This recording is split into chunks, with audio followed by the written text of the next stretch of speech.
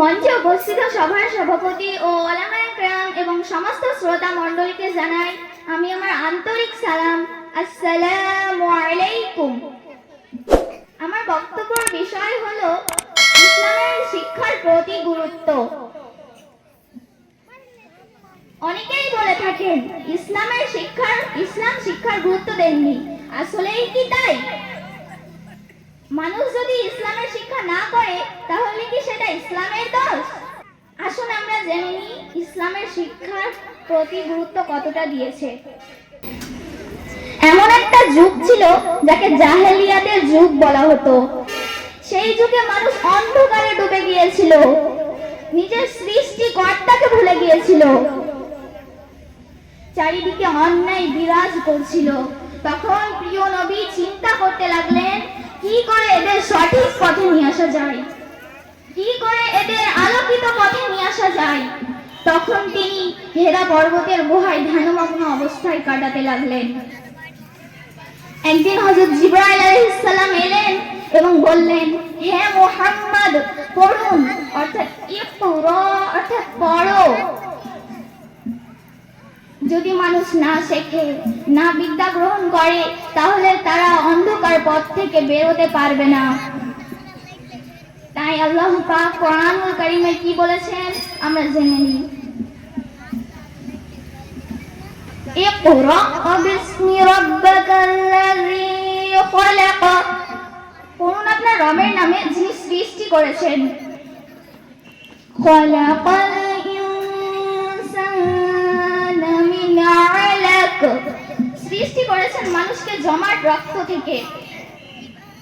ইকরা রাব্বুকাল আকরাম, পড়ুন সেই রবের নামে যিনি দয়ালু। আল্লাযী আল্লামা বিল কলম, যিনি কলমের সাহায্যে শিক্ষা দিয়েছেন। আল্লামাল ইনসানা মা লাম ইয়ালাম, শিক্ষা দিয়েছেন মানুষকে যা সে জানতো না। আল্লাহ তাআলা তার মানুষের সৃষ্টির তুচ্ছ উৎস স্মরণ করিয়ে দিয়ে তার মহান করুণা অর্থাৎ ইলম বা জ্ঞানের কথা বলেছেন। কলমকে জ্ঞানের সংরক্ষক হিসেবে উল্লেখ করা হয়েছে। সকল শিক্ষার মূল উদ্দেশ্য হবে আল্লাহর সন্তুষ্টি, বিসমিল্লাহ বলে শুরু করা। আপনি যেই কাজটি করবেন সেই কাজের আগে একটু সময় নিয়ে বিসমিল্লাহ বলে শুরু করবেন। সেই কাজটিতে আল্লাহ সন্তুষ্ট থাকবে, সেই কাজটি অবশ্যই ভালো হবে। সমাজের একটি অংশকে অবশ্যই মাদ্রাসায় পড়ে বিশেষজ্ঞ হতে হবে, যেন তারা জনগণকে পথ দেখাতে পারে। মাদ্রাসায় একজন ছাত্র বা একজন শিক্ষকের জন্য সকল সৃষ্টি দোয়া করে, এটা একটা অত্যাধিক মর্যাদা। একজন শিক্ষক যা শিখিয়ে যান এবং একজন ছাত্র যা শেখে তা আসলে সদকায়ে জারিয়া হিসেবে জারি থাকে। মাদ্রাসা শিক্ষা এমন এক শিক্ষা যা কবরে পৌঁছানোর পরও সওয়াব পৌঁছাতে থাকে। ইসলাম শিক্ষার গুরুত্ব যতটা দিয়েছে পৃথিবীর মধ্যে কোনো ধর্মই ততটা শিক্ষার গুরুত্ব দিতে পারেনি। মানুষকে শুধু শিক্ষা গ্রহণ করতে হবে না, শিক্ষার পাশাপাশি চাই আদর্শ। আর ইসলামিক শিক্ষা গ্রহণ করলে মানুষের মতো মানুষ হওয়া যায়। আল্লাহ তাআলা কোরআনুল কারীমে বলেছেন,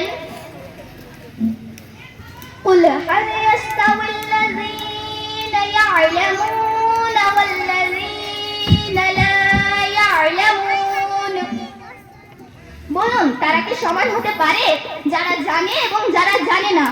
ইন্নামা ইয়াতাযাক্কারু উলুল আলবাব, কেবল বুদ্ধিমানরাই শিক্ষা গ্রহণ করে। পৃথিবীতে শুধু ইসলামী শিক্ষার বেশি গুরুত্ব দিয়েছে। যে শিক্ষা ইসলামের যে শিক্ষা, সেই শিক্ষাটা হলো মূল শিক্ষা।